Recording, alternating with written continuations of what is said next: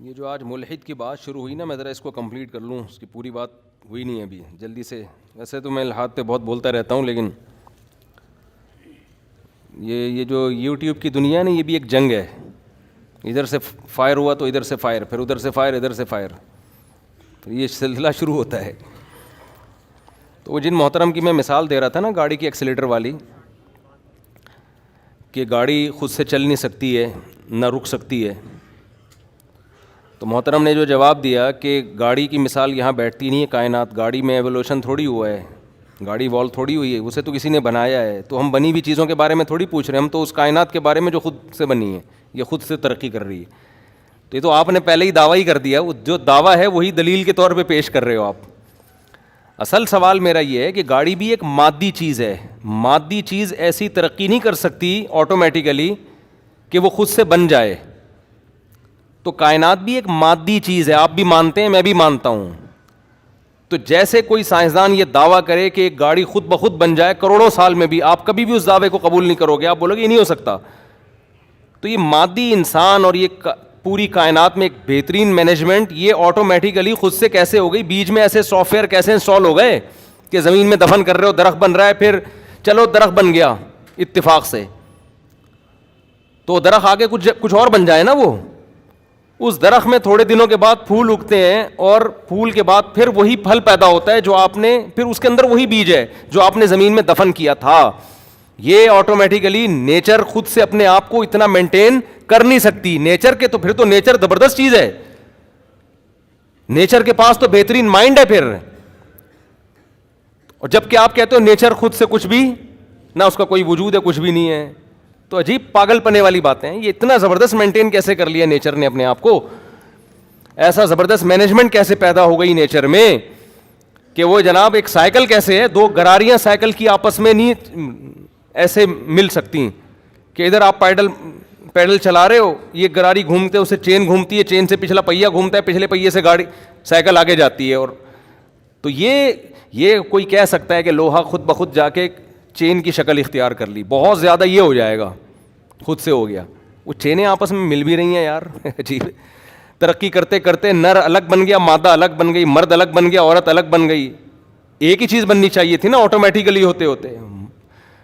مرد الگ بنا ارتقاء کے نتیجے میں، ایسا ایوولوشن ایسی خاندانی ہوئی ہے کہ مرد الگ بن گیا اور عورت بالکل اس سے الگ ایک مخلوق ہے، وہ الگ بن گئی. اور پھر دونوں کی ایک دوسرے کی طرف اٹریکشن، وہ اٹریکشن اولاد پیدا کرنے کے لیے نہیں ہوتی، وہ اٹریکشن ویسے ہی ہے، اس کے نتیجے میں اولاد پیدا ہو رہی ہے، نسل بھی بڑھ رہی ہے. تو یہ کوئی بھی چیز نیچرل نہیں ہے. نیچر بنائی کس نے ہے؟ اللہ نے. اس حوالے سے تو ہم اس کو نیچرل کہتے ہیں، لیکن اس کا کوئی کریٹر ہے، کوئی خالق ہے، یہ خود نہیں ہو سکتا. اور یہ جو کہتے ہیں نا کہ یہ خود بخود انسان میں شعور آیا کہ اپنے بچوں کو، اس طرح کی بھی پھینکتے ہیں یہ لوگ، ملحد لوگ، کہ یہ نیچرل ہے کہ اپنی اولاد کو پالنا، اپنی سے اولاد سے محبت کرنا، تو انسان نے اولاد کو پھر یوں کیا، پھر جانوروں نے. یہ بھی نیچرل نہیں ہے، یہ بھی نیچر خدا نے بنائی ہے. اگر نیچرل ہوتا تو مچھلیاں بھی اپنے بچوں کو پالتی ہیں، سانپ بھی اپنے انڈوں سے مادی جو ہے نا نکلے ہوئے بچوں کو پالتی. ہو ہم دیکھتے ہیں جس مخلوق میں گروتھ ریشو بہت زیادہ ہے اس میں ماں کی ممتا ہے ہی نہیں، اور جس مخلوق میں گروتھ ریشو جتنا کم ہے اس میں ماں کی ممتا اتنی زیادہ ہے. یہ مینجمنٹ ہے جس کو قرآن کہتا ہے ذالک تقدیر العزیز العلیم. یہ مینجمنٹ ایک ایسی ذات کی جو ہر چیز کو مینج کرتا ہے. تقدیر کا معنی مینج کرتا ہے، العلیم علم بھی کامل ہے. مچھلیاں لاکھوں انڈے دیتی ہیں، اگر مچھلی بھی اپنے انڈوں کی ایسے حفاظت کرتی اور ایسے پالتی جیسے مرغی پالتی ہے تو سمندر میں اتنی مخلوق ہو جاتی کہ سارا سمندر کا سیٹ اپ ہی برباد ہو جاتا. لیکن خدا نے مچھلی کے دل سے ماں کی ممتا چھین لی. لاکھوں انڈے، لاکھوں بچے پیدا ہوتے ہیں، مچھلی پہلے دن اسپیڈ سے کھانا شروع کرتی ہے، جو بچ گئے وہ بچ گئے بس. سانپ بھی ایسے ہی کرتی ہے اس کی مادہ. لیکن پینگوئن آپ نے دیکھا ہوگا، ایک پرندہ ہے سمندر کے قریب رہتا ہے، وہ بہت کم بچے دیتا ہے. آپ ذرا ڈاکومنٹری میں دیکھیں اس کے ماں اور باپ مل کے بچے کو کیسے پالتے ہیں، کس قدر طوفانی ہوائیں برداشت کرتے ہیں اس کے لیے. تو اس سے صاف اس پر کوئی ملحد اعتراض کر سکتا ہے کہ پھر اگر خدا ہے تو وہ مچھلی کو اتنے بچے دینا جتنے افورڈ کر سکتی ہے وہ. کیا ہو گیا بھائی؟ بھائی یہ کیا کہ اتنے پیدا پہلے زیادہ کروا دیے، پھر مچھلی کو بولا کھا لو.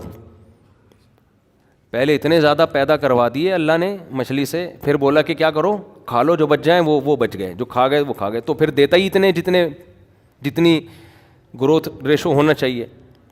تو دیکھو ہر اعتراض کا ہر ایک کے پاس نہ خدا کے ذمے جواب دینا ہے. ہم تو یہ دیکھتے ہیں کہ اس کائنات میں ایک مینجمنٹ ہے، جہاں بچے مچھلی کے لاکھوں پیدا ہو رہے ہیں، ایسی مخلوق میں ماں کی ممتا اللہ نے نہیں رکھی.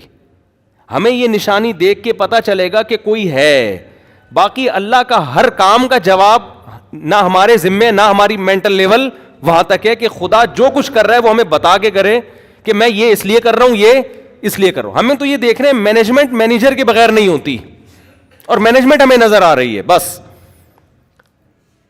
اس کی ایسی مثال ہے جیسے سمندر کا پانی اگر میٹھا ہوتا تو آپ کا کیا خیال ہے، محفوظ ہوتا؟ سڑ جاتا، برباد ہو جاتا. اللہ نے کیا کیا، کڑوا نمک پیدا کر دیا. ہزاروں سال ہو گئے سمندر خراب ہونے کا نام نہیں لیتا. اس کی کڑواہٹ جو ہے نا نمک. اب اس پہ کوئی کہے کہ خدا جو ہے پانی میٹھا کرتا اور میٹھا ایسا کیمیکل ڈال دیتا اس میں کہ وہ کیمیکل اس کو خراب ہونے سے بچا لیتا. تو کر تو بہت کچھ سکتا ہے، بلکہ خدا یہ بھی کر سکتا تھا کہ چینی ملا دیتا اس میں، پھر بھی محفوظ کر لیتا. لیکن وہ تو جو بھی کرے گا آپ کو اس پر اشکال ہوگا کہ پھر اس کی ایک ایسے مثال ہے. ایک صاحب کہنے لگے فجر کی 2 رکعتیں فرض کیوں ہیں، اللہ نے 4 کیوں فرض کی نہیں کی، اور ظہر کی 4 کیوں فرض ہیں؟ میں نے کہا اللہ اگر فجر کی 4 کر دیتا تو پھر آپ سوال کرتے کہ فجر کی 4 کیوں ہیں 2 کیوں نہیں ہیں. تو وہ اللہ کا تو مطلب ہے کہ پھر جب وہ کام کرے گا تو پھر لا یسأل عما یفعل. قرآن کہہ رہے جو وہ کرے گا اس سے نہیں پوچھا جائے گا کیوں کر رہا ہے، اس سے نہیں پوچھا جائے گا. ہم تو یہ دیکھتے ہیں کہ یہ جو مینجمنٹ ہمارے ذمے خدا کے وجود کو ثابت کرنے کے لیے اتنی دلیل کافی ہے کہ یہ کائنات ایک مادی چیز ہے. مادی چیز خود سے اپنے آپ کو اتنا خوبصورت ڈیزائن نہیں کر سکتی کہ خربوزہ سے خربوزے پیدا ہو رہے ہیں، آم کی گٹلی سے آم پیدا ہو رہا ہے. یہ خود بخود نہیں ہو سکتا. اور ایسا ہی زبردست مینجمنٹ یہ نہیں ہو سکتی. جیسے گاڑی نہیں بن سکتی نا، اس کو کوئی بنانے والا ہے، تو یہ نہیں ہو سکتی. اتنا ہمارے ذمہ ہے دلیل. اور یہ الحمدللہ یہ مشاہدے سے ثابت ہے. اس کے لیے کوئی سائنسی تھیوریز کی میں اتنی گہرائی میں جانے کی ضرورت ہی نہیں ہے آپ کو. اور یہ جو بار بار سائنسدانوں کے حوالے دیتے ہیں نا، سائنسدان اور سائنس کا ان کو پتہ نہیں ہے. سائنسدانوں میں بہت سے سائنسدان خدا کے وجود کے قائل ہیں. آپ خام خواہ میں سائنس کے بھرم ڈالنے کی کوشش نہ کیا کریں. بہت سے سائنسدان قائل ہیں کہ یہ ہو نہیں سکتا. ارتقاء جو ایوولوشن والا مسئلہ ہے، اس پہ سارے سائنسدان متفق تھوڑی ہیں. تو ہر لحاظ سے ان کی کوشش ہوتی ہے بھرم ڈال کے نا، روب میں لے کے سامنے والے کو قائل کرنا. دلیل نہیں ہوتی ان لوگوں کے پاس.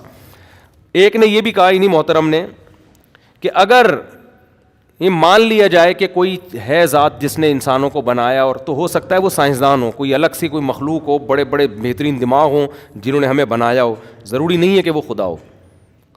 سوال پیدا ہوتا ہے کہ تم کائنات کے بارے میں فرضی قصے بیان کر رہے ہو، یہ خود سے ایسے بنی، تو سوال پھر لوٹ کے آئے گا ان سائنسدانوں کو کس نے بنایا جو دوسرے سیارے پہ بیٹھ کے یہ مشین چلا رہے ہیں. سوال تو وہیں لوٹ کر آئے گا نا. وہ بھی کیا ایوولوشن کے نتیجے میں وجود میں آئے ہیں کیا؟ یہ فطرت اتنی زبردست چیز ہے یار، جو کیا کیا پیدا کر رہی ہے یہ. تو ایسا نہ اس کے بعد دماغ ہے، نہ ٹانگیں، نہ ہاتھ ہے، نہ پاؤں، پتہ نہیں کیا کیا پیدا کر رہی ہے.